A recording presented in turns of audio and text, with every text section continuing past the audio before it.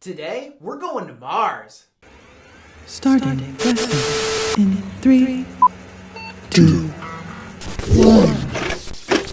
1. Okay, here's the deal.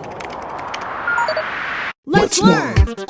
In the year 20XX, a pandemic spread across the land. But when educational doors closed and communities practiced social distancing, CFI 70's language and literature teacher was still up for the challenge. Join Mr. Strother and his amazing Quaranteam! Read alouds, news articles, comic books, writing activities, greyhounds, kids who don't even go here, flavored water, dad jokes. You are now joining Mr. Strother's Quaranteam. Welcome back, ballers and scholars. It's week 6, day 3, and that means writing prompt. Today we're going to once again focus on W3.3, write narrative compositions in a variety of forms. But this time, it's based on some real-world moves that seem like something out of science fiction. Ready? Okay. Elon Musk is the real-life Iron Man. Many also compare him to a modern-day Nicola Tesla, the electricity mastermind and inventor who Elon Musk named his electric car after. By the way, Nicola Tesla is my dude. If you think Thomas Edison is the father of electricity, you've been duped. Look up Nicola Tesla. He was a boss who gave his everything to try and better the world. Anyway, while Elon Musk is best known for his electric car, the Tesla, he's also been working on a rocket program for years called SpaceX. In fact, right now there are rockets flying daily to create a network of satellites for his own satellite-based fast internet service. But Mr. Strother, if it takes NASA hundreds of millions of dollars to launch a rocket to the moon, how is this guy pulling it off? Well, the SpaceX program is unique because the rockets are reusable. Most traditional rockets propel a ship forward and then break apart and return in a relatively controlled, less than graceful, aka crash, landing. So with that in mind, traveling to Mars was once just a dream, but now it's a business plan away. Elon Musk recently spoke to Business Insider about his plan to send 1 million people to Mars by 2050. This is real. That's roughly 100 starships a year, with his ultimate goal of 3 starships a day. Imagine our universe. The planets are spinning around the sun in an orbital pattern, and we move at unique paces. But once every 26 months or so, 2 years and 2 months, Mars and Earth align. So Elon Musk has a unique plan.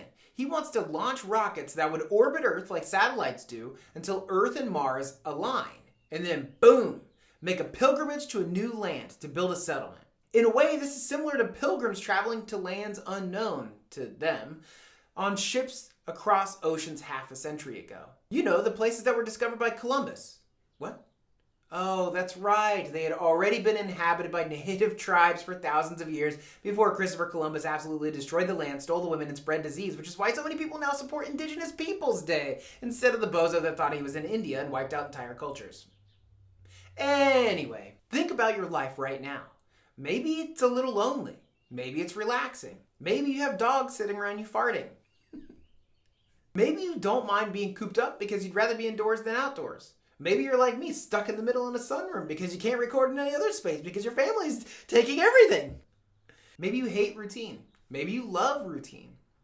Maybe you like learning new skills. Or maybe right now you're just simply surviving. Interestingly, a lot of these same questions are relevant when you think about those million civilians that Elon Musk wants to send to Mars. Would you sign up for such an adventure to leave everything behind? In all likelihood for a one-way trip to a settlement on a new land? Locked in a ship with 100 people until you make it there? 1 million might sound like a lot of people in total, but when you realize that Mars' surface area is pretty similar to our own land area because it lacks the oceans that we have, 1 million versus more than 7 billion people living on Earth, well, that's a pretty big difference. So that brings us to today's prompt. Today you have 3 different choices to write about. Unless you come up with something even cooler, just email me. So hear me out first and then decide which prompt you'd like to follow for today's writing activity. Number 1. Imagine you've agreed to journey with the first voyage of starships traveling to Mars. Write about your last day on Earth. Who would you say goodbye to? What would you want to experience one last or first time on our planet before leaving it behind for the rest of your life? Describe your thoughts and feelings saying goodbye to Earth and entering the rocket. Number 2. Imagine you've agreed to journey with the second voyage of starships traveling to Mars. How would you handle zero gravity? Being stuck on a starship, up to 2 years and then 7 months travel time to Mars? What would be your greatest hurdles adjusting to the planet and living in a small habitat with others? I mean, consider being homebound during the quarantine and how the feelings might be similar. Number 3, if you find this topic interesting but you don't want to write a narrative, please feel free to do additional research about Musk's plans for Mars travel, SpaceX, or NASA's response. Keep in mind, Elon Musk is a private businessman, so his purposes might be different than NASA's wants for discovery. Whichever one prompt you decide, be sure to drop the results in ManageBack. If you share it to my email, I might miss it. Enjoy your journey to Mars. As always, have a great day.